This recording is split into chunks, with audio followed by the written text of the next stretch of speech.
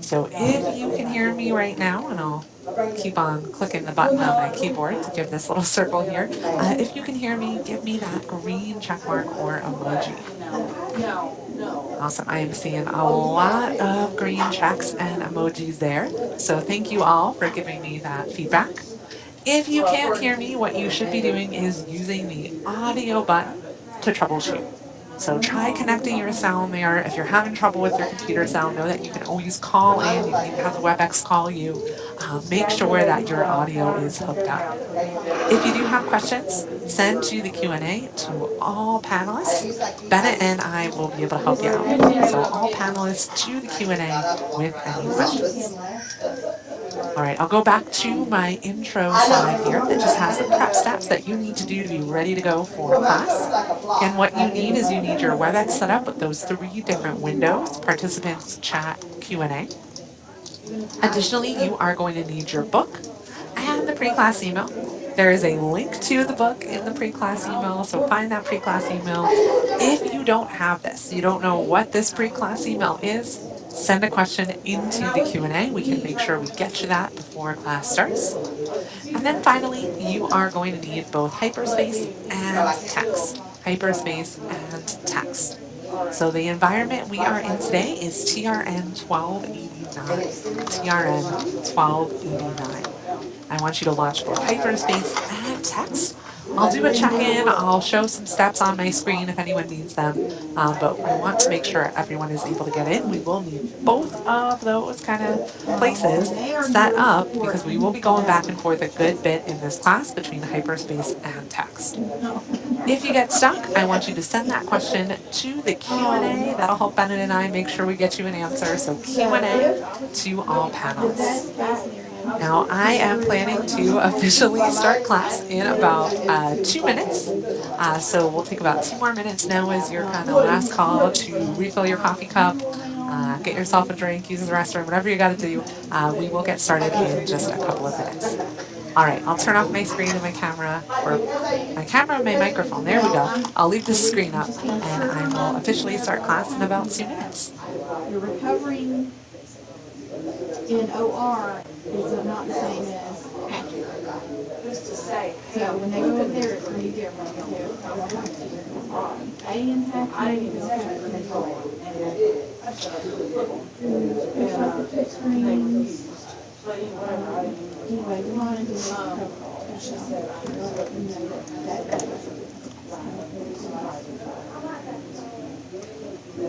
okay?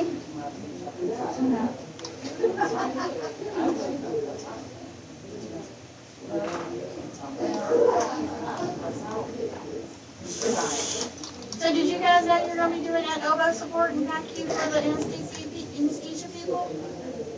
Who? Him. For what? Because apparently they're pulling the CRNAs to recover patients in PACU and pulling all the PACU staff to work ICU. What? Oh my God! So we're not doing any elective surgeries or anything? Well, they're obviously doing surgery or CRNAs wouldn't be recovering in PACU. Okay, I see. They're just Pulling us through at the elbow support. That's what Brad just said. I was like, oh, well, that's news to me. Pulling us who? You and Denise. For what? To go do at elbow support and training for CRNAs in PACU land. What are we supposed to do this? I don't know. Because he's like, well, I'm just calling you because I said, Brad, if they're in op time charting, that's op time support. I said, I know very little about that. I said, I know enough to muddle my way through some of it, but We'll have to give them the PACU template and everything. I mean, it's going to be, but if you hadn't heard anything about it, I'm just letting you know, that's what I just heard. So. News to me. We get you a PACU class going, Mary.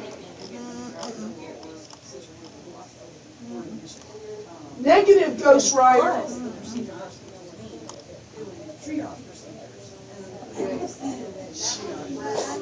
All right, it is 8:30 time to officially get started with our class today. Welcome everybody to our Cupid administration class. This class today is one that I personally really enjoy teaching. This class is where we are going to get to show you how to do all of that build behind the scenes to make those workflows possible that you saw in your Cupid Fundamentals class. That's our goal today, to teach you how all of the different records connect. How can we make those workflows work for your end users? How can we do our build efficiently? So hopefully that all of you and analysts have an easier job going forward with maintenance, with updates to the system. So that's going to be our focus. This class has a lot of content. We've got 3 days where we are going to get into all that you need to know about Cupid, or at least get you started on learning all that you need to know about Cupid. That's our goal for you guys this week. We are going all day today, tomorrow, and Thursday. I realized I forgot to say my name. My name is Lauren. I am going to be one of your 2 trainers this week, along with Bennett, and we're going to be taking you through all of this content. So welcome, everybody. Couple of things I've got up on my slide. Hopefully this slide is kind of familiar to you. I think most people have taken classes virtually before at this point. But a couple steps I just want to point out before I move on to my other slides here. First off, I want to make sure you have the WebEx open and that you have all of these particular windows open. I'll talk more about how we are going to expect you to use these windows during class this week. But for right now, make sure you've got participants, chat, Q&A. If you've got an option for feedback where you see all those little extra emojis and things, open that too. Some people it's built right into the participants window. Other things to have, you need your materials and you need the environments open. I am going to go through those in a bit more detail as I go through my slides to get us started for class. One additional thing I want to point out on this slide, and I'll kind of draw an arrow to this here. You can feel free to say hi in the chat. We saw some hello messages coming in, which is very nice on a Tuesday morning. But also let us know what we can do to make you comfortable during class. Bennett and I do like to read out people's names when they send in questions, when they send in responses. We want to give you credit for your correct answers coming in, and we want to make sure that we are pronouncing your name correctly, referring to you the way you want to be referred to. So if your name can be tricky for people to pronounce sometimes, you can send in the pronunciation. Also feel free during class, if we pronounce your name wrong, just correct us, send it in. We won't be offended. Let us know. You can also send us your pronouns as well if you'd like. Just let us know how you want to be referred to throughout class. We'll typically just call you by your first name that you logged into the WebEx with, but if you want something different, let us know. All right, and I see Lene just sent that in, so thank you, Lene. So just keep on sending those in. We appreciate that. All right, I've done a couple of sound checks already, but I am actually going to do one more quick one just to make sure everybody is at their desk. They haven't wandered away for too long. So if you're here, give me that check mark or emoji again. I don't know, maybe pick an emoji this time. I'm going with coffee cup. I'm looking at my coffee cup sadly and noticing there's not too much left. Maybe you've got more coffee than me. But give me an emoji, coffee cup, check mark. Let me know. Awesome. And I see more pronunciations coming in. So thank you all so much.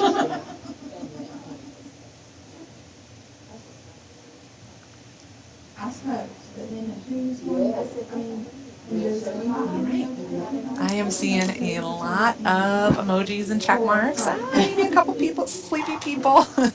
See some sleepy emojis. That is fine. Cupid's going to be so exciting. We're going to wake you right up. All right. Seeing a lot of check marks and emojis coming in. All right.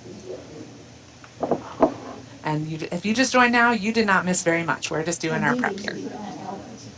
All right. If you do have any issues with audio, when you click the audio button, these are the windows or the screens you're going to see in the WebEx. So you'll be able to test your speaker and microphone, and you'll also be able to adjust it. So if, like, for me, if I wasn't hearing it come out of my headset, I would be able to do this test speaker and microphone and adjust where is the audio coming out. And for me, the microphone's important, for you less so, but you'd be able to adjust that too. All right. We are going to do, we'll have you guys introduce yourselves later. I'm going to do a little introduction for us right now. So, Bennett, this is your little warning here that I'm going to ask you to come on mic shortly. But I'll introduce myself first, give Bennett a little bit of time here. So, like I mentioned earlier, my name is Lauren. I am a trainer here at Epic. I currently teach on the ORCA training team. I'm sure you've heard your trainers use that acronym before. It's Optime, Radiant, Cupid, and Anesthesia. And I mainly train those first three of those apps. So I am technically an orc trainer, which I am fine with. Before I was on this team at Epic, I used to teach the Beaker Lab software at Epic. And before that, I used to actually write science curriculum, mainly for middle schoolers. And I really just get excited about teaching, writing curriculum. That's really what I'm passionate about. And I'm happy to be with you guys today. I'm coming at you here from my office in Madison, or I guess technically Verona, Wisconsin, at Epic. You can see my very blank whiteboard behind. I think I need to put a mural up there or something for when I'm training. I'm going to let Bennett say hi. So, Bennett, hopefully I'm not putting you on the spot too much. If you want to come on mic and introduce yourself. I am ready. Hi everyone, my name is Bennett. I'm another trainer on the same training team, except I have a different set of 3 letters. I don't have the all-important R, which is what you use to make any real words with our letters. So I'm like a COA trainer, Oka? Oka trainer. I don't know. It's not a nice word. But I've technically trained Radiant a couple times, so I don't know, maybe I got the full order. Practice. I will be your second trainer today. Lauren and I are going to be switching off, so I'll be your behind-the-scenes hero for the morning today. I'll pick up on the microphone this afternoon. If you have any questions, I'm your guy. Cool. Thank you, Bennett. Yeah, Bennett will be helping out. So when you send in a question, likely you are going to get an answer from Bennett if I'm the one talking. It is really hard to type an answer to a question and say something completely different at the same time. So Bennett is going to be kind of taking the lead there on questions and responses, and then we're going to swap off, and we'll do that every day. So one of us will have the morning, one of us will have the afternoon every day.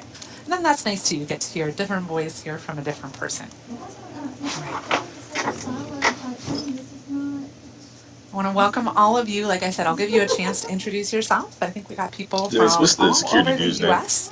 If you're coming from outside the U.S., let us know as well. I don't think I noticed any international customers, but I definitely might have missed somebody. So if you're coming from outside the U.S., feel free to correct me on that one. But welcome. That's right, We got a Jared big class Curley today, is doing, but we got 2 cheerleading. trainers, so we will be able to handle it, I'm sure. Yeah, and Ben is pointing out that we might have some consultants from other countries as well. So yeah, welcome everybody. Especially if you are coming from a very You have a different SEP time open zone. or any of We those environments appreciate open? your attention throughout Go. class. Thank you so much for sticking with us. All right, a little bit about how we want you to participate in class today. Again, hopefully a lot of this is familiar to you. You've attended virtual training before. But what I need you to have are these 3 WebEx windows open. Feedback, you can use the little icons, and a lot of you have done a great job at that already. If you want to play around and see what other emojis there are, feel free to play with that right now. You can try using some different icons. Audio to connect your sound and troubleshoot any issues. The chat, that is when you don't need a reply from us. So if I just ask you a question or you want to alert me of something, like I forget to unfreeze my screen or unmute my mic, let me know. You can basically shout at me in the chat and I will take care of it. But that is for when you do not need a reply.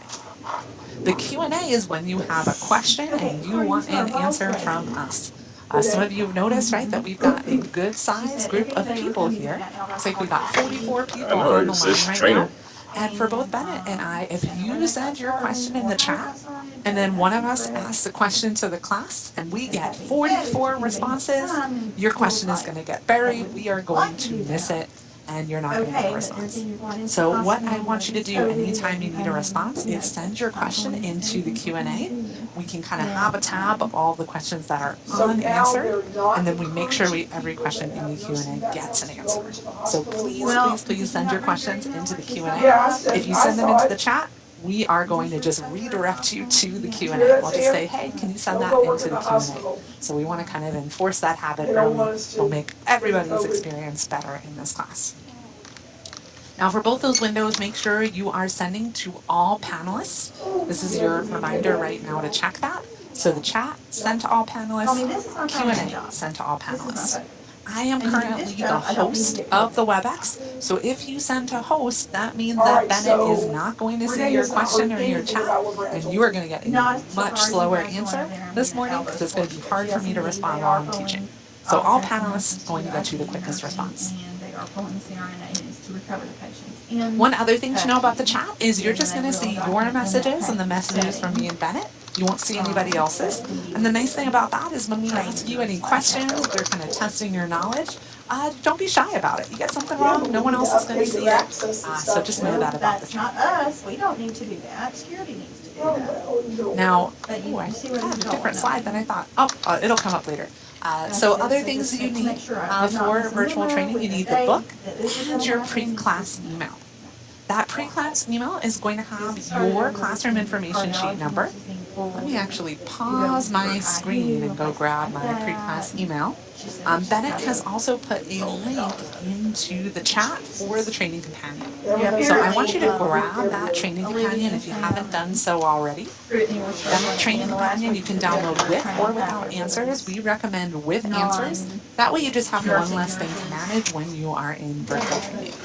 Now the email you should look like this. But It should say nobody Part reads those 400 lesson plans that we pre-class send out. tasks and information. Should be from Bennett. Again, there is a link to the companion, and Bennett has pointed out when you download the companion, should say May 2021 on the front. So if you downloaded the companion a month ago and we're just browsing it, you're going to need to go download it again. It did switch versions a couple weeks ago. So make sure you got May 2021. Yeah, you said it. And I meant it. If you are unable to grab the companion, you are unable to find this pre-class email, let us know in the Q&A so we can help you out. And if you scroll down in the pre-class email, you will see all of your users. Honestly, today we are really going to be like best friends with Tim, our admin. Tim is going to be the user we use. You'll have a different Tim than me. Your Tim will end with a different 2-digit number. So this user 5038, your 2-digit number, is going to be the user you use for the vast majority of class because we're doing builds. Every once in a while to test some things out, we might log in as a different user. But really, Tim is the user if you're going to write that down. If you keep on scrolling, you will get this training number. And that is another thing you should write down. So I've got a little pad of sticky notes right here. If you've got a sticky note pad as well, I would write your Tim's login. I would write your 2-digit number and maybe even write the training environment as a little reminder. But write all of those down. As we build records in class, we're going to have you put your 2-digit number in the name of the record. That way we don't steal each other's records. So really important that you have this down. And please don't be writing down 00. That's mine, and I'll be sad if you steal my records. So make sure you write down your 2-digit number. All right, I already see some people sending questions into the Q&A that they don't have that email. That is perfect. That's what I want you to do. Don't have this email, send a question. Bennett will get that to you. Right. Other things, we strongly recommend having multiple monitors if possible. You will see me turning my head regularly to my multiple monitors. That should make it a little easier to follow along in class. And headphones can help you focus. Maybe you are learning from home, maybe you're in a busy office, but headphones can help you really stay focused here. Last thing I want to point out, oh, and these icons are old, you are going to need your virtual training environments. So you're going to need virtual training hyperspace and virtual training text. Now I'm going to clear out all of that feedback. Here. And if you were able to launch those environments, give me a green check. If you're able to open virtual training hyperspace, virtual training text, let me know. Give me a green check here. For anyone who has not launched those yet, let me just give you a quick reminder here. You should be going to access.epic.com. I think Bennett might have even chatted in these steps a little bit earlier. Yeah, I can see in the chat if you scroll up, you've got the steps from Bennett about how to log in here. But you're going to go to access.epic.com, and these are the 2 things you're going to need to launch. Virtual Training Hyperspace, Virtual Training Text. Now, if you're not seeing them here, you can go to this apps page and find them there. You can always search apps once you're on that page for virtual training, and you should find both of those. Now, if you are getting these launched right now, other thing to know, and it was on my previous slide, is you need environment TRN 1289. Now that most likely will be selected for you automatically. If you do get that little cow that comes up and has you pick an environment, pick TRN 1289. That is the environment we're going to be in. Right, so you are going to need both of those launched. Let us know in the Q&A if you have any questions about getting in there. And one thing to remember about text is that when you launch text, you need to type in that password, lowercase train, at first. It's going to look like nothing's happening. You'll type in your admin 5038, your 2-digit number, and then train again. So just be aware of that when you're getting into text. So green check if you are able to launch both of these environments. Green check if you are able to launch both of these. I'm just checking the numbers here. Oh, looks about maybe 2/3 or so of the class is in those environments. What I am going to do in just a moment is I'm going to give you all a chance to introduce yourselves. So let me get my poll up and running here. So I'm going to get a poll up for you guys. I want you to complete the poll. And if you are still working on getting into the environments, do that too. I'll add a couple minutes onto the poll here. I will also give you a chance at this moment to keep on working on getting into the environments. So hopefully you are seeing a poll open up on your screen. Answer the questions in the poll, and if you're still getting into the environments, keep on doing that as well. I'll check in a few minutes. So let us know in the Q&A if you need any help. Also know that there is a fun question at the end. I just want you to chat in your answer to that last question. All right, I will check in a few minutes.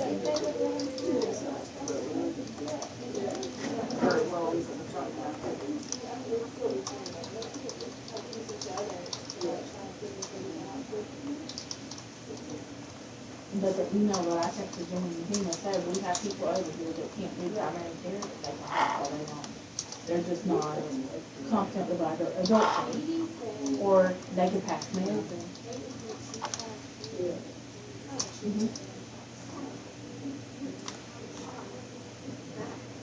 Yeah, and they have golf.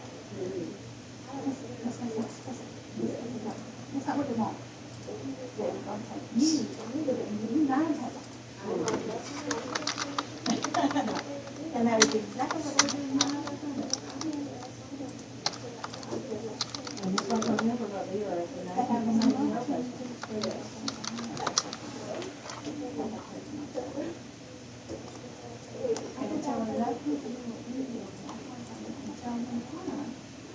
and they change.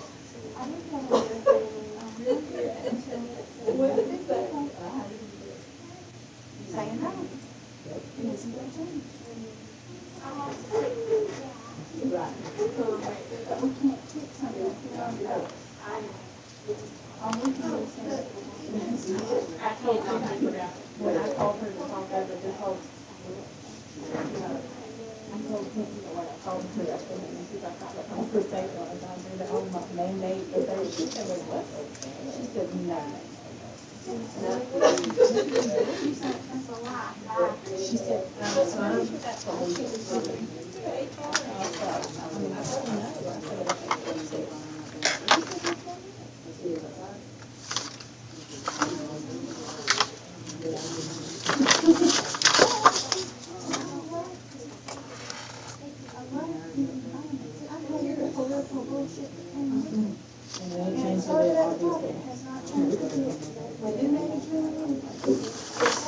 That's because when there's a crisis, they just keep throwing more money at it, and people will take the money. I'm just unmuting myself here because I do see the majority of the class has submitted the poll. If you're still working, keep working. And I will read in out some of those fun answers as people are finishing the poll. So those real life superpowers that I am seeing Crisis to crisis, that's how we coming in manage. here. Oh, let me do my scrolling here. A lot going on in this chat today. Josh is making me laugh here. Real life superpower for her is that she can time travel, but only forwards and very slowly. Let's see, Devin can nap anywhere, anytime. Heather's is being a mom, and I think I saw some other people with that one as well. Sarah as well. Ruth Ann's is organization. Seeing other fun ones coming in. Yeah, Ginger, working mom to a 3-year-old. That is definitely a superpower. Karen's is making the world's greatest banana bread. I wish I was with you in person. I want to eat that. Andrew's superpower is keeping kids out of the office for the next 3 days. When I teach from home, I feel the same way about my cat. I imagine kids are more difficult because at least my cat can't operate a doorknob, but he really does try. Mary is saying honesty. Lene is also being a mom there for superpower. Let's see what else. Cindy's is being a nana. Lots of parents here. Awesome. Craig's is being a dad. Oh, Chris is a cat whisperer. Nice. Virginia's ability to control her mouth at work. My cat will try to grip the doorknob. I think he understands the principle of doorknobs, but he doesn't have the dexterity to open it. But I do think if we had those doorknobs that you kind of pull down instead, we would be doomed. We would never be able to lock them out of anywhere. Jared is being a type B IT guy. Awesome. Keep on sending in answers. I'm trying to think of my superpower, and lately maybe it's been like making a meal out of whatever is around in my fridge. So I've got like a little bit of leftover rice, and that's fried rice for lunch. I've got like a smidge of pasta sauce, and I'm making something out of that. But I've been trying to not waste as much food, so eating as much out of my fridge and making weird meals. I'm gonna put that as my superpower. Awesome. I'm seeing other people sending things in. Keep on sending in questions into the Q&A if you do need help. I see you're seeing answers coming in as well. Zamir is saying superpower is being exotic. I don't know exactly what that means, but feel free to chat in more. Seeing what else people are chatting in. Your user ID for text is going to be your admin. So your user ID for text is going to be your administrator. You do have to type in train first. All right, if you're still working on that poll, submit your answers. I'm gonna close it. You'll get like a 20-second warning, so now's your chance. Send that in. I am going to unpause my screen. Oh yes, in Virginia, I am still in that house with all the woodwork. Yes, still in that house. It is just supposed to be 90 degrees in the house today, and I do not have air conditioning, or at least not in my office. So I am definitely working from Epic when it is 90 degrees out for sure. Christine's surrounding every day with twin 4-year-olds. Oh my goodness. All right, let me share those answers out. So I'm going to share the poll results. Hopefully you're seeing those on your screen. Just want to give you all an idea of everyone's background. I know this box is gray on your screen, so let me make it not gray here. So let's see, people's background. Looks like we've got a pretty even distribution here. We've got some people experienced in working in IT in Epic. Got 12 people new to Epic. We've got some people with cardiology clinical background outside of cardiology. Nice, so we've got a nice range here. How are you feeling about virtual training? Looks like most people are in the awesome or feeling good. And then I've got a few people in the pretty nervous. So if you're in this bucket, let us know if there's anything we can do to help you, any particular concerns you've got about virtual training. Please let us know. We want to try and make this as good an experience as we can for you. Other questions? What version of the book do you have? Most people have the book with answers. So that is good. If you are one of the people with a book without answers, that's totally fine. I'm not going to make you go download the book with answers. Just know that as Bennett and I are moving through class, we might occasionally put up an answer. If you don't have time to write that answer down, I wouldn't stress about it. You can always go grab the book with answers later. You can also download the slides. But we might occasionally move a little too fast through a slide for you to write down the answer. If that happens, know you can always grab the book with answers later. Now, it looks like most people were able to get into hyperspace and text. If you weren't, let us know. Send us a message in the Q&A. And then finally, Very important question. What did you have for breakfast? We've got some people saying it's too early. I also saw some chats coming in. And then we got lots of variety here. I'm in the toast slash bread related item in case anybody was was curious, but I'm seeing some good answers coming in. All right, cool. I'm going to close this out. Thank you all for sharing things about yourself. We always like to learn more about you, and polling can be a nice way to do that in our virtual training world that we're in. Just have a couple more logistic slides to go through before we officially start. So a little bit about how this class is going to work. Again, this will be similar to other classes you've taken through EPIC. We're going to have a mix of lecture and follow along. So typically, if we're building something new for the first time, we're going to build it together. Then you'll have some independent exercises that might be building another one of the thing we just built, might be exploring something new, might be testing your work. So we'll kind of switch it up. We will do breaks probably every hour and 15 minutes or so, about every 75 minutes. Sometimes we may go a little longer, sometimes a little shorter, but somewhere around there. We will also always do a fun activity when we come back from break, give your brain a little rest. And then we will take lunch. Typically, we do that somewhere around noon Central Time. So around noon Central Time, we'll take a longer break. Might be lunch for you, might be dinner for you, but we will take a longer break in the middle of class. And at the end of the day, we'll talk about kind of next steps, homework, all that sort of stuff. All right. Other things to know, we do expect you to be attentive and engaged. I know it's easy when you're virtual training to be checking your email, doing other things. As much as possible, try to really focus on class. We expect you to complete activities in the virtual training environment. We do feel like that's the best way for people to learn is to do it with us and in the environment. If you have issues keeping up, you're struggling with getting some builds done, let us know in the Q&A. We can help catch you up. We can give you some tips. Let us know. Our pace will typically adjust a bit throughout class. What I mean by that is, kind of our first time through text this morning, I'll probably go a little bit more slowly. As we start doing some more build, getting a little bit more comfortable, I'll probably pick up the pace a little bit. But just let me know how that pace is feeling. And then we will talk about homework and next steps, but that'll be in the practice environments.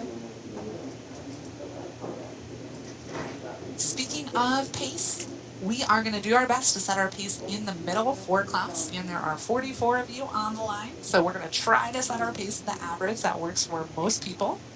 If you are wishing the pace was slower, no, you do have the option of just watching, right? You've got the book, you've got the practice environment, you can do the build yourself after class. You could also skip exercises occasionally. Maybe just let us know what you're skipping. That way we can make sure you're caught up and able to do the rest of class if you'd like. If you're at the average, that means you're following along with us and doing all the exercises marked as required. And then if you're real speedy, you might be following along with us and doing all the exercises marked as if you have time or beyond the basics. What I do really want to stress is no matter where you are in this curve, give your brain a rest and take breaks. Make sure you take those breaks. Last little reminder before we get going here is in the Q&A, what will really help Bennett and I is if you kind of use the Q&A effectively. So some tips for using the Q&A. You can open tabs to only see your questions if you want to kind of streamline the review of the Q&A. Make sure you give us as much information as possible. So saying, I'm stuck on exercise 1, that doesn't really help us. We don't know what to do to help you. But if you say, I'm stuck on this page, this step, I'm not seeing this thing, that helps us a lot. So as much detail as possible, putting your question all in one statement will also make it easier for us. And then please be patient.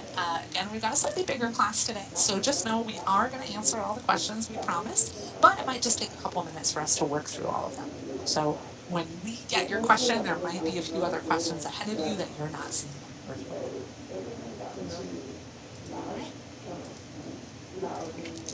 Here is our plan for today. We are planning to get through these essentially 5 chapters of content. And I'll talk about the first chapter briefly, but our goal is to get through these 5 chapters of content today. And then we'll do roughly the same amount tomorrow and roughly the same amount Thursday, and that'll get us through the book. So we're just going to be splitting out the content over the next few days. Now, before I even show you anything in the first chapter, one thing I just want to remind you of is that Cupid kind of feels like a couple of apps in one. And what I mean by that, right, is remember from your kind of Cupid fundamentals is that Cupid really kind of covers a couple of different workflows. We have our non-invasive cardiology procedures. Examples of those are echoes and stress tests and ultrasounds, right?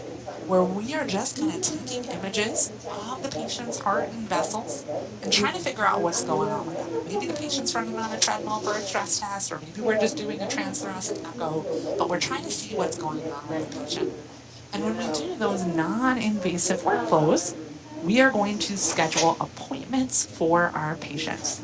So we'll place that order, schedule that appointment, patient comes in, tech performs that procedure, and then our cardiologist results it. Now, invasive cardiology, that is when we are essentially like performing almost like a little surgery, right? We're going to have the patient come in. We might be doing things like inserting stents or clearing blockages. Example of that are our cardiac cath procedures. And when we do invasive cardiology, we are going to schedule cases and we're going to be borrowing some tools from our surgical application. So, what I want you to know, and what I think is kind of a tricky part of this class, I'll be honest with you, is just keeping track of which things are we doing that are non invasive only, which things are we doing that are for the invasive workflow only, and which tools apply to both. Now, the way we structure this class is we are essentially going to tackle non invasive first. So, the first part of class, all the way through, I'm just thinking for a second, almost through the end of the day tomorrow, we are going to be focused on non invasive. All the chapters we do are going to apply to non invasive, and some of them will apply to both non invasive and invasive. But that'll be our focus initially, either non-invasive only functionality or tools that are used in both workflows. Once we have all that built, to it to test all your work, we'll kind of tie a nice bow on the non-invasive workflow. And then end of day tomorrow into Thursday, we'll move on to the invasive workflow. So just a little heads up about how the class is structured, where we are going there. So we're doing non-invasive first and then invasive later.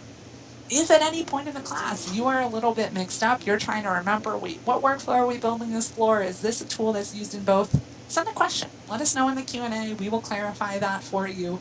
We want to make sure you're keeping straight that difference between what's used in appointment-based workflows, what's used in case-based workflows. Right. Now, just a little reminder, like I said, we are going to be starting with the appointment-based workflow, with our non-invasive cardiology workflow. And this is our plan here, or not our plan, but this is our workflow. And in class today and tomorrow, we are going to build the records we need to make this workflow happen. So we're going to need to build records that our providers order for their patients that represent all of our different non-invasive cardiology procedures. We're going to need to build records that allow our schedulers to schedule those procedures that say things like how long is this appointment and what resources are needed. We're also going to need to build records to represent the people and things that we're scheduling patients with. So we're going to need records for our techs and our nurses and our imaging machines. We're also going to need records for our departments, where we're going to log in and where we're going to schedule appointments into. Later on, we're going to look at how do we build all of our records to kind of give us our documentation tools, our tech navigators, our questions that people are answering. So that's our plan for the first part of class, building out what we need for our non-invasive workflow. All right. Now, before we get right into chapter 2, I do just want to drag my training companion onto the screen and call out a couple of things in chapter 1. So if you've got your training companion open, you can do this with me. You can page through to chapter 1. Chapter 1 is our introductory chapter.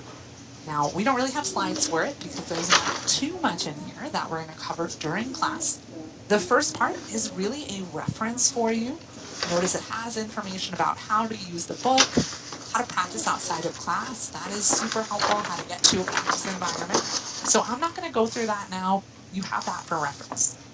What I do want to point out, and you can head here with me, if you move to page 1.9, you've got our course agenda. So 1.9 has the course agenda. This has a breakdown of the topics that we're covering each day, along with some links to setup and support guides. Now know that what's on this page, those setup and support guides, those are not required reading. That's just if you want to learn more about a topic, we've got setup and support guides linked here. So it's really just a page of reference material for you if you want to kind of take that next step and get further into this content. So that's our course agenda on page 19. 110 has our scenario. Let me actually make this a little bigger here. So 110 has our scenario. I'll just summarize this one real quick. But basically, we are going to open up a new non-invasive cardiology department. And then we're going to build some non-invasive cardiology procedures and all the records we need to order, schedule, and perform those procedures. So we're going to be looking at an exercise stress. We're going to look at an ultrasound carotid right, some transthoracic echoes. We're going to build all those records that we need for those non-invasive workflows. And then, like I said, the latter portion of class, we are going to move into the invasive workflow. So we're going to be looking at a cath lab. What are all the records we need to set up that invasive cardiology workflow, including how do we build those procedures and how do we build the tools we need for documentation. So this scenario is our rough plan for class. And then you also have this build tracker. Now, if you did print your book, I think it's probably only a few people who did that. It's a big book. But if you printed your book, feel free to pull these pages out. This is a spot for you to write down your record IDs. If you didn't print your book, I probably wouldn't worry about completing this build tracker. As long as you name all of your records the right thing, it should be easier for you to find them if you need to in the future. But this is really just to give you a chance to get used to writing down record IDs. So you can use this, or you can make a homemade build tracker in a Word doc or on a piece of paper. You don't have to fill this out. We're not going to ask you to submit it, but it's just a place for you to track your build. And I'll have to talk to Ben. I'm not sure which day we're going to do it, but one day this week we will talk to you in detail about the project, about the exam. And for the project, you will definitely need to track your build. So this is a nice bit of practice for when you do the project. All right. Cool. So that is what is in chapter 1. Again, you can see a lot of records we are building over these next few days. And then 114, I will just point out, has that common text key commands. We do use text a fair bit in Cupid. So if you do need that practice or you want this as a reference, on page 114. Now, where we are going to actually spend time this morning is starting off in chapter 2. So I want you to turn to chapter 2, create a department. That is where we are going to start. I will pause here for a second though. Let me drag this off my screen. Questions so far, let me know, send them in. I know people have been sending them in already and Bennett has been on top of it. But anything you are wondering before we get started, let me know. And if I don't see questions coming in, we will just get going. Right. I am not seeing questions coming in, so let's just get started here. Again, meet me in chapter 2. Now, this first chapter, I had kind of called out that some things we do are non-invasive, some things we do are invasive. This first chapter is going to be important for both.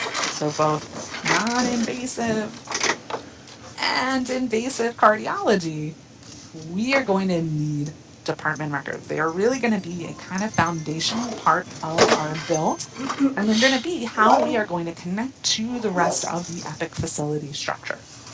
So this chapter, we're going to look at what settings are important for us over in cardiology in regards to department records. So what do we have to set up in those DEPs? And also, how do we approach department build for cardiology? So how many departments does a hospital need for their cardiology areas? We'll get into all that. Now, where this chapter starts, if you do a little bit of scrolling in your book here, and I'm going to do the same, if you meet me on page 2.4, you are going to see a bit of a review of the facility structure. I say review because hopefully this diagram, maybe, minus this whole RDF thing that we'll talk about, the rest of this diagram should feel pretty familiar. From your CLN 251, 252 class, you're Gotcha. configuring the Epic And the end list user of class. everybody who needs So what I'd like to do is IQ just do a access, quick 'cause of review course it's a of different the levels of the facility template and what structure, have make you. sure we all remember what we learned in And then CLN. I will And then I'll get talk with about Renee, what's special because I about don't know building if these Yvonne or records I for will be cardiology. administering that So we'll training, zoom in on or building you, cardiology Justice, our departments, trainer, and will we'll be talk doing about that that. record at the bottom that I just scribbled out. Now, all of the things I'm going to kind of annotate on my screen and that I will be kind of going through with you are in the text on pages 2.4 to 2.5, and you have this diagram on 2.5. So just know it's all here for you. I'm just going to put it up on my screen. Now this part, I'm going to ask for some class participation. We'll start at our top level here. We've got our facility record, EAF1. I want you to chat in. What does this guy represent? What does our facility record represent in our structure? You had to describe this for someone. Yeah, I'm seeing Seitan. There's Yvonne there. I'm seeing Bob sending in. Seeing some right answers, some answers, maybe not quite right. Here, I want you to be really careful. I know this word is used a bit differently in places that are not Epic. So you might be used to facility referring to a hospital. Remember, in Epic, that's not actually what facility refers to. What facility Okay. refers to is really I the just got a team's entire message from Renee organization. That's what this that Dee is training the represents. CRNAs There is to going work to in be PACU, one per that she may need some help, organization of so these Yvonne and guys. I are supposed to make ourselves And I'm going to available put as here, needed, it's and going to we be will, not a if hospital, we hear from her. But just anybody because I that know needs that's what you might be used to this access word meaning. to be able to chart Yeah, I saw their Mothership op come in there time, from I Virginia. just Yeah, need a so this list is of their going to be names our and we can email top it to me level and record that set up. represents everything. And again, I really like to stress this because you might be used to using the word facility for hospital. In our facility structure in Epic, it's the top level record that represents the entire Yeah, organization. you guys are gonna have to Now, have for us training over in in ClinDoc. cardiology, we are probably not really going to be touching that. That's our top level record that represents the whole organization. Let's go down a level. Let's take a look at service area. Does anyone remember what a service area is? Chat in if you remember that. And again, no judgment on wrong guesses, so if you chat in a wrong answer, don't worry about it. But does anyone remember why might we need different service areas, or what kind of key words do you remember about service areas? Yeah, I see Ginger, Francis, Virginia, nice. Joshua, Craig, I'm seeing lots of good answers coming in. Karen's just sending in dollar signs, which I love. I'll do the You same talking about thing, during right? daytime hours? These are going to be Yeah, separate that's no problem. kind of billing regions. And I did see some people chatting in geographic Only areas. thing It is, might end up being they're geographic getting areas. real It doesn't hesitant have to about be. sending us over to the But if your hospital organization wants where separate COVID is geographic so areas to have rampant separate in the billing, event that one of us then they might catches it have and then separate we're out. service areas. So service areas are going to be those separate billing regions. Separate billing Right. regions. That's that service area level. All right, next level down, Cool. revenue Tell you what, do location. me a favor Chat and call in. Renee What do you and guys tell think her this what one you're is? looking for so she can get What are those the revenue cogs in the wheel locations? turning. Because she's gonna have to get ClinDoc on board to get them to train the Yeah, PACU one thing I nurses do want to and to point out, get I their have seen some security. people chat in inpatient versus outpatient or hospital billing versus professional billing for service area. That's a bit different. Okay. Service area is really just saying for all of these hospitals and clinics, do we want everything to appear on one bill for the patient? If we Got it. do, we put them all in the same service area. All right, and now I'm seeing answers for revenue That's location. true. Yeah, I'm seeing a lot of people saying hospitals/clinics, or where are our services being rendered, right? Or our billing Lord. locations. Yeah, Yeah, those because are the all good documentation answers. is So completely different in hospitals, ClinDoc than it is in clinics, OpTime. you can think of those as like our physical locations. So in this example, we've got a real tiny organization on this slide. In reality, there would be a bunch of these coming off a service area. We've got a revenue Yeah. location Yeah. representing Well, let a Renee know hospital. what your perioperative Revenue needs location are representing in a terms of hospital. if you want somebody to be up in PACU tomorrow, blah, blah, blah. Now, what I will So it can say come from is her. all of these levels, revenue Okay? location, service area, facility, There we're you in go. Cupid not really Okay. going to touch Ah. those. Those are all way too broad, I would say, for most settings we're going to make. Where we are going to focus a lot of our builds is going to be this next level, this department level. Oh, and I see a question from Craig. Likely you would not have multiple revenue locations in the same hospital. So likely a single hospital is going to have a single revenue location. I always hedge a little bit. I never want to say you could never do something, but in general, a single hospital is going to have a single revenue location record that represents it. But yeah, feel free to send into the Q&A, Craig, if you've got a specific example you're thinking of, and Bennett can help you out. All right, so we're getting down to our department level, and you have some information about departments on the lower part of page 2.4. Now chat in. Why do we need departments? What's important about departments? And there's a lot of answers here, so feel free to just chat in one. What do departments get us? Maybe I'll switch my color again here.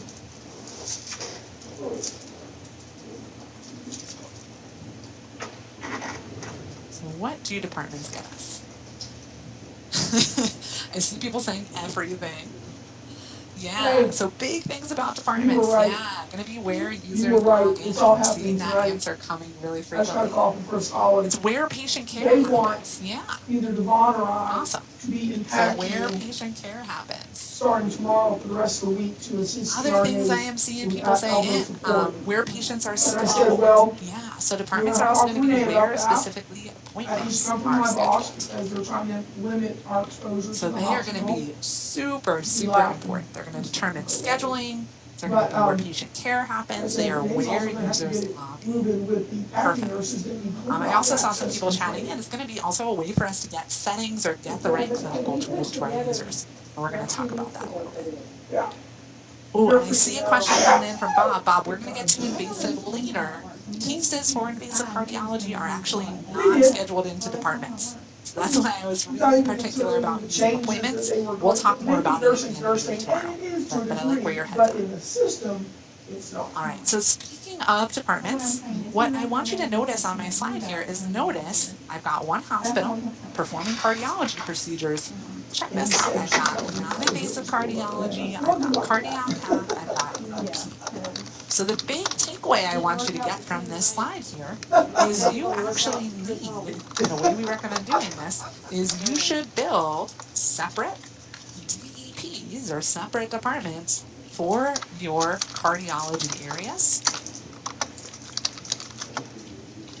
in a location. So non-invasive cardiology gets its own department. Cardiac cath gets its own department. EP gets its own department. The nice thing about that, right, is think about all of these settings we were just talking about, right? We could set up different scheduling options for our different departments. Users can log into the right department and get the right workspace, get the right tools, and see the right reports. So we do want those separate departments for cardiology. And another thing to know, and I am running out of space here, I got a lot to say about departments. Departments are not shared between locations. I'll put a lot of exclamation points because of how serious I am about that. Notice those departments are linked to a single revenue location. So that non-invasive cardiology department probably should have a name that's something like EHS, non-invasive cardiology. And if I've got a different hospital with a different name that also does non-invasive cardiology, they are getting their own non-invasive cardiology department. So really important, departments not shared across locations. All right, I'm gonna leave this up for a second. Feel free to grab a screenshot. I promise I'll talk about that bottom record in a little bit, but I do just wanna go through an example here of kind of how many departments we would need. And then I'll circle back and talk to you guys about system definitions and what's going on there. But grab a screenshot if you want it, send any questions you've got so far. And then let's go through a little example of how many departments do we need. Yeah,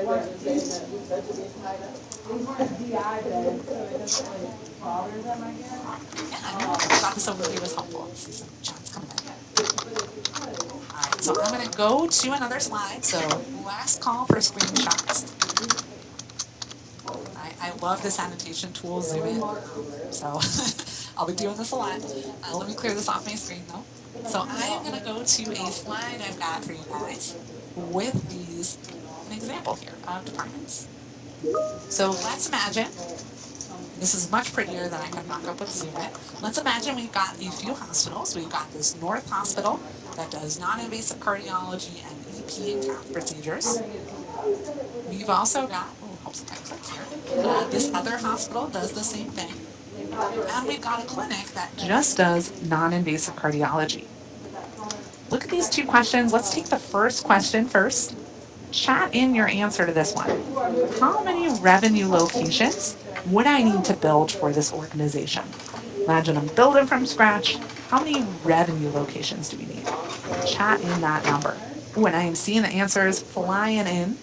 Remember, revenue location represents those physical locations. So if you've got a high number that you're guessing, you might be thinking of departments. Yeah, and I'm seeing mostly correct answers coming in. This one's going to be 3.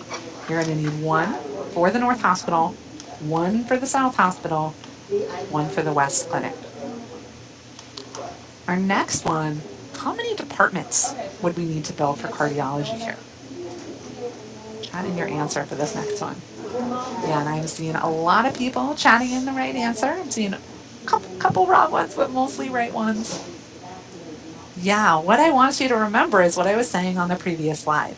Departments cannot be shared across locations, and each hospital is going to need those individual departments for these different cardiology areas. So in this example, North Hospital gets 3 departments for cardiology care. South Hospital gets 3 departments for cardiology care. West Clinic gets 1. We add up all those numbers, we get 7. So departments, we would need 7. 7 departments. Now today in class, we are not going to have you build 7 departments. Together, we are going to focus on building a non-invasive cardiology department for our fictional hospital that we're going to be working with.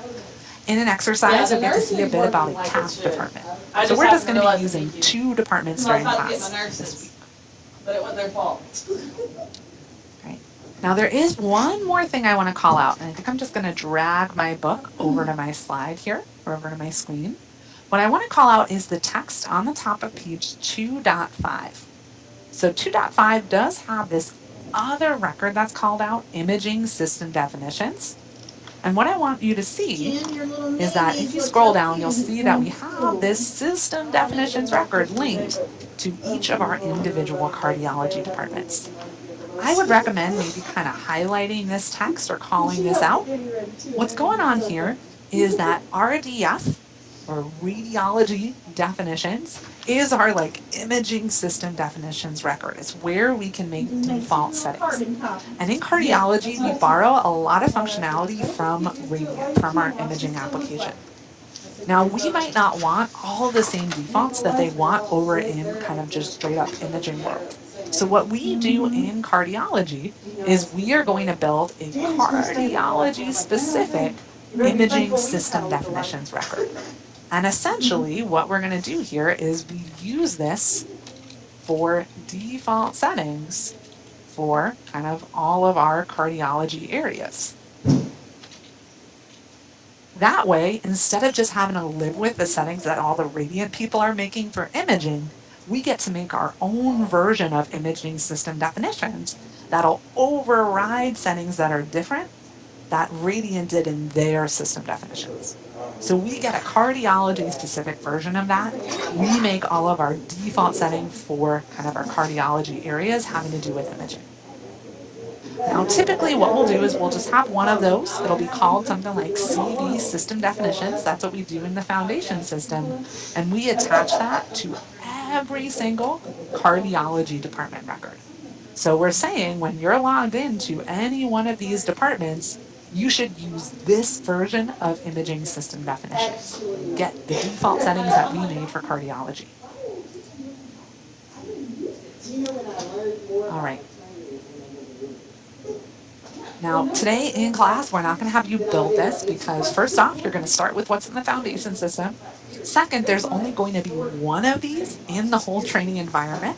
Occasionally we'll call out settings that can be made there. It's going to be a place we can kind of fall back on for default values. Occasionally I'll show you things in there, but I'm not going to have you edit it. I'd say in general, kind of hands-off CV system definitions in our training environments, especially in the project environment. Don't mess with that, because again, likely that record is going to be linked to all cardiology departments, going to affect all of our cardiology areas. So that's what's called out on page 2.5. Right. I'll leave this up for a second. I know that you've got it in your book though. And I was random and just And I think that's enough preamble. I think we should start doing some build this morning. So I'm going to clear this off my screen. I want you guys to all turn to the next page here. You scroll down to the top of page 2.6. We are going to build a cardiology department. And you've got a little scenario right here. It says your organization is essentially adding on a non-invasive cardiology department. So we're going to build that. Now again, I'll drag this off my screen here and we are going to need text open. So I want you to have text open and hopefully your text session looks like mine.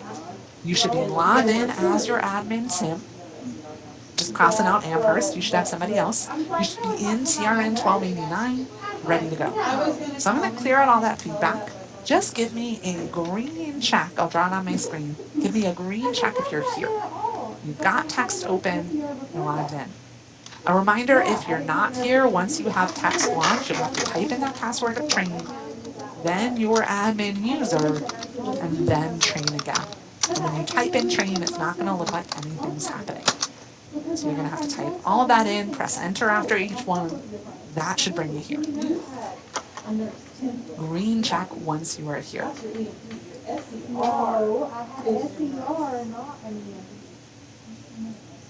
I'm going to wait for that number to get a little bit higher. Green check once you're here. Yeah. I called and said, give me one so I can show them when I'm showing them in the meeting. So I've had that for a long time. But she put, I know I wasn't, but she gave me inpatient nurse. I've got a good number of people, maybe about 10 people still working on it. If you do need help, again, just a reminder, send into the Q&A. This is where I need you to be. And we are going to follow a certain path over and over again in our Cupid build. The path that we are going to follow is in step 2. We are very, very often going to go to our Cupid menu, option 13, and then master file maintenance, option 1. And that's going to get us to most of the records we need to edit in text. So if you're here with me, I want you to try it. Go to Cupid, option 13, master file maintenance, option 1. And I'm going to do the same thing on my screen now. So Cupid, option 13, I'm going to type 13 and press enter. And then you get to this administrative options screen and you're going to pick master file maintenance, number 1. That brings us to a menu of a bunch of different master files. But check it out, there's a section right here for facility maintenance. You're going to pick department number 15. So 13, 1, 15. And that should bring you to this department screen. Now what I want you to notice is we have a bunch of different options here. And essentially when we go into a department in text, we could say, you know what, show me all screens in the department record. I want to start at the top. Or maybe we say, you know what, I specifically want to start right at the Epicare group of screens, or right at the Optime group of screens, or right at the imaging group of screens. So essentially all these options are really just saying what section of the department record do you want to start at? What kind of group of screens? We are going to build a brand new department record. So we are going to need to start at number 1, all screens. We want to start from the top. So once you get to this departments, you're going to pick 1, department all screens. And Bennett did put that whole path to get to this screen here. So check the chat if you are not here with me, follow that path. And then step 4, we are building a new record. So I want you to type in TRNCB, your 2-digit number from your pre-class email. I'll do the little placeholder for the moment. Cardiac, Nick. That is what I want you to call your new department. Now for me, I'm going to replace those 2 digits with zeros, but you should use whatever your 2-digit number is and press enter. So create a new record, TRNCV, your 2-digit number, cardiac Nick. Hopefully it says no department found, which makes sense. We're building something new. You're going to type in a Y and say, yes, I do want a new department. And then when you get this prompt to say, what do you want the ID to be? You can just press enter and accept the system assigned ID. In reality, right, your organization might say, okay, Cupid, you get this ID range, and Radiant, you get this ID range. In training, we're just going to accept system IDs generally and not going to worry about it. So system assignment, just press enter through that. Press enter again. It's just like confirming that you put in the right department name, and you should land here in this department information screen. So I will pause here one more time and do just another check-in. Like I said, I'll typically start a little slower and then pick up as we go through class. Since this is our first time in text, just give me a green check when you're here. You've made it into your department. Green check when you've made it into your department. Your screen is looking like mine. Let me know. Awesome. I am seeing a good number of green checks, maybe some people still working. For those of you who are here, I'll just point out that if you were checking your builds, that record ID shows up right at the top of the screen. So if you were using the build tracker, or if you are using the build tracker currently, this is the record ID you would write down, and then you get that record name at the top as well.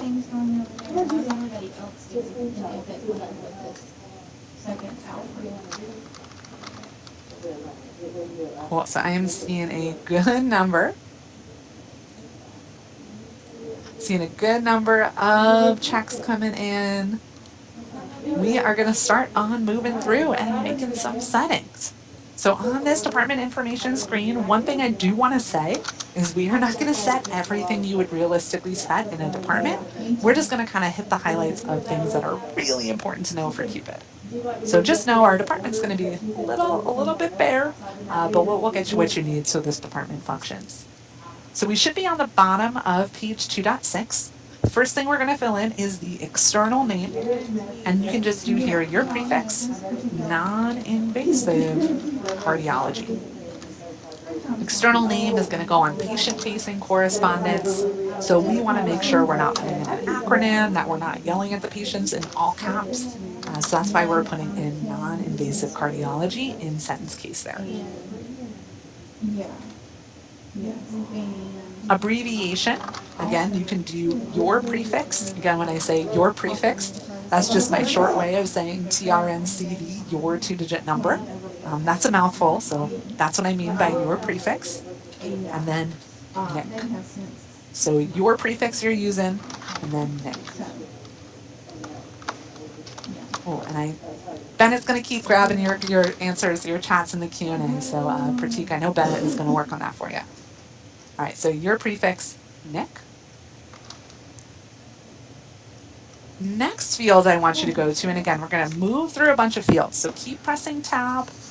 We're going to build a kind of sparse department record. We're going to not worry about all of this information like phone and address. What we do want to fill out is specialty. Fill out specialty. This is something you absolutely should set for all of your departments. Right now, we are building a cardiology department, so I want you to put in a specialty of cardiology. And here we're picking from a list of options, so you should just be able to type part of that word and press tab or enter to move on. Fill in a specialty of cardiology. Now, I want you to try to remember this setting. This is going to come back later. So this is going to come back later. What I mean by that is it's going to have an impact when we talk about scheduling and who's allowed to schedule appointments. So we are going to refer to this setting later. It is an important one. If you need to move back, you can just use the arrows on your keyboard. So if I use my left arrow, that moves me back through the fields. Tab is going to move me forward through the fields. Oh, and I think Shift Tab also works to move you back. So tab is forward. I think, let me try this. Shift tab, that's back. So that works too. I was really hoping we wouldn't hit a. So make sure you've got that specialty filled out. And we're only 10 patients And then away. move down to the center fields. Oh, and one thing Bennett's reminding me of, to remind all of you of, if you do have questions, make sure you send those into the Q&A. We are seeing a good number of questions coming into the chat. It'll make things a lot easier for Bennett to grab those if you put them into the Q&A. Yeah, we're gonna have So to. put those questions into the Q&A. Either we will survive or we will go. All right, we're going to go to center now. Let's fill in a center of Epic Medical Hospital. And if you don't type in that full name like I did Epic Medical Hospital, you might get this little window that says, hey, which thing do you want to Good pick? morning. So if you ever see this in text, don't How freak are out. you? It's saying essentially, you're picking an option on a category list.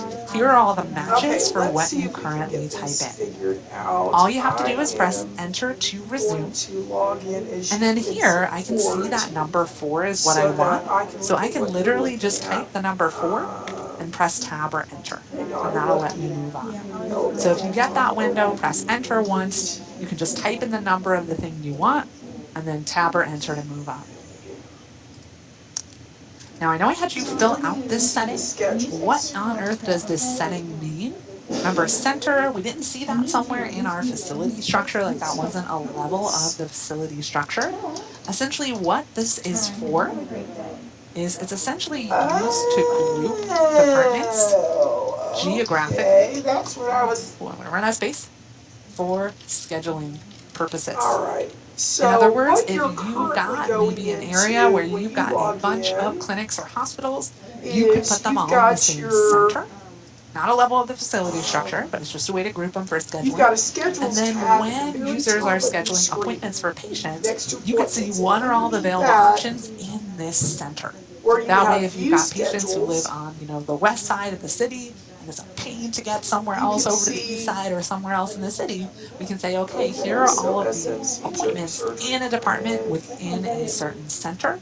And that's just going to help for scheduling purposes. So center, not a level of the facility structure. Right. I'm going to clear that off my screen in a second, and then we will move on. We're going to page down to our next screen. So I'm going to clear this off here. Once you have these fields filled out, page down once, Let's try to go and you'll land on the department information screen. And this first field is, well, a lot of fields are important, but this one might be one of the most important fields we fill out in this record. This is where we are going to link your I see it department now. I to thought that you were revenue talking location about or the to clinic the schedules, and I was hospital like, oh, you've that it already got belongs to. that. So I want you to be really Okay. careful All right. in this So let me field. work You'll, on you'll see why that. in a second. I would We've got recommend to get used to just some typing in the views number. here The number you're going to to type in is allow you to see the LR schedules and stuff, 10101. although those are That going to is be the changing record ID dramatically for the now that all this hospital COVID that we are stuff is out all of going to control. use. So type that in, 10101. It's going to sit there and submit it. I'll take that Do as we the have any default. completed end tests that need to be adjusted? Give Then me an press tab example or of a nurse enter. that hasn't used the early platform. 'Cause I 10101. got one in Tab or there. enter. Hopefully you see This Phoenix is Jeff. Hospital Clinic. That's what you want. Okay. Then We're check really this just out. changing I want you to a move your cursor security up, use your class, left arrow or shift and tab, there's a list and let me of know. You can just all chat in. the Have you changed security class moving the this value? temperature that are going to be affected by So that. try moving your cursor back on over into that All it's going to do field. is Chat in yes or give them no. Can you access change to this the value? print forms Yeah, I am functionality seeing so many in people send in the right answer. Hopefully you're appointment text. noticing this. And this This would is why I say stress, that make sure you the type in the right number. non-invasive staff could Try it print out. the face Yeah, most sheets people are noticing for this. The answer, and I'll pediatric echoes that they send off for reading. So they print that face sheet, send it to the cardiologists that read those exams. But the only way I can make that change is to make it to those two security classes. So I'm not sure if those templates, whoever runs those templates probably just needs to look and make sure they're okay with those people having that function. probably for most of them, they would never even see it. Okay. Does anybody have any questions, comments, concerns about what Jeff needs to put into production?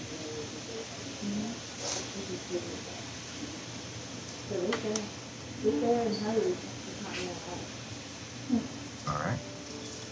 Yes, I got a text message about my child missing an appointment yesterday, but she's not a patient there, so I'm trying to Mr. determine Daniels? what this is referring to. Hey, I spoke with Shane about this. This is the only record I saw that affected anyone else except me. I submitted it here just to make sure I wasn't affecting anybody else. So anesthesia and other clinicians have been clearing verification checks. When I talked to the same-day surgery manager, they want to make the time 1 day, 1,440 minutes, so the verification doesn't clear. If anyone has any questions or opinions about the time range. But Shane was okay with it. Okay. Does anybody have any questions, comments, concerns about this one?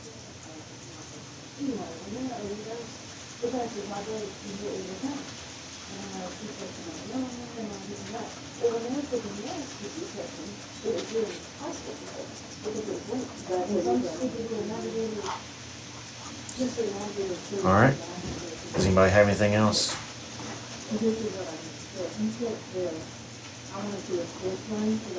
All right. Thanks, everybody.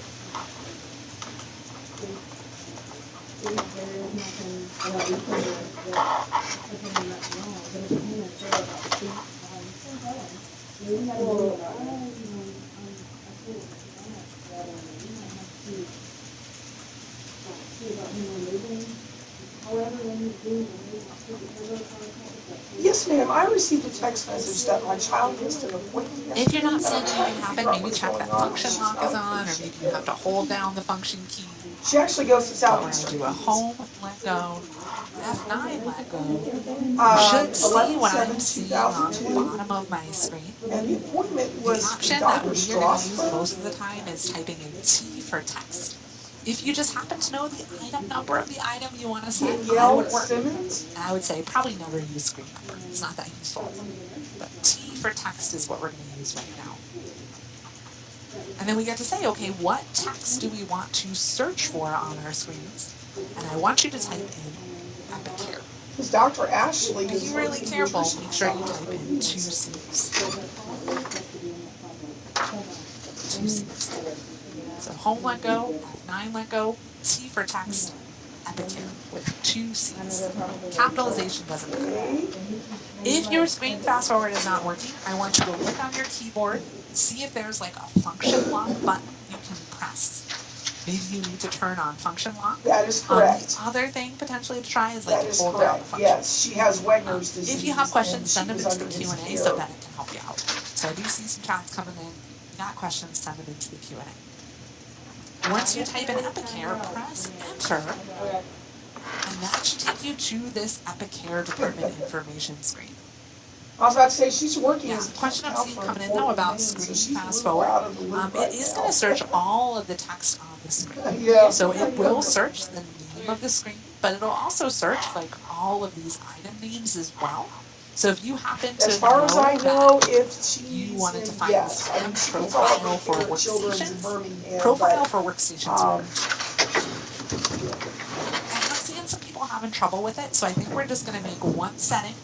We'll leave ourselves on this screen, and then we'll take our first break. And if you need help troubleshooting, maybe we will grab be her by helping over this mistake. break here. If you are here with me, the one setting we are going to make is in step 18. We are going to attach a profile record. And I want everyone to do this in that's this the first wrong field. Danielle We're all going to use Simmons. the same thing. She's not gotten problems IP, in her years. cardiovascular. It's the wrong person. Department. She's 18 years old. IP, cardiovascular department. So I want you to link a profile. Oh, no problem. Anyone remember? What's a profile? What settings does this record control? Chat in. Maybe you just remember Okay. one setting it controls No from problem. CLN. Maybe you remember a couple. Chat in. All right, What's thanks this so record much. that we're linking right here? Okay, This bye-bye. profile record. Chat in whatever you remember.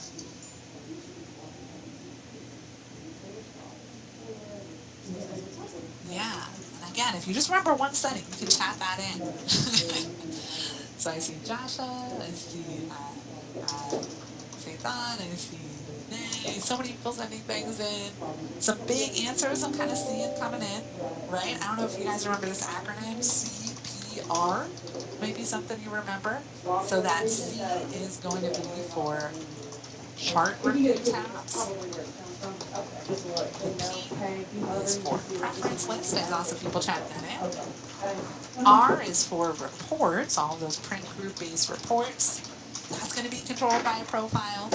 I'm seeing people calling out, right? It's going to control kind of what the layout, oh, not the layout, excuse me, but the kind of what we're seeing in some of our activities of hyperspace. It's going to control what we see in chart review. Kind of settings in our clinical activities is a good kind of broad way to say what this profile controls. And that's one of the benefits of having these separate departments for our different kind of cardiology areas. We can say for non-invasive cardiology, we got one profile.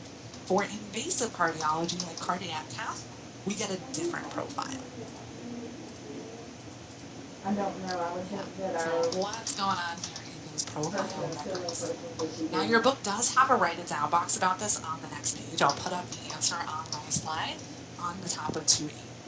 So again, what does a profile control? Our short answer is details within those different activities.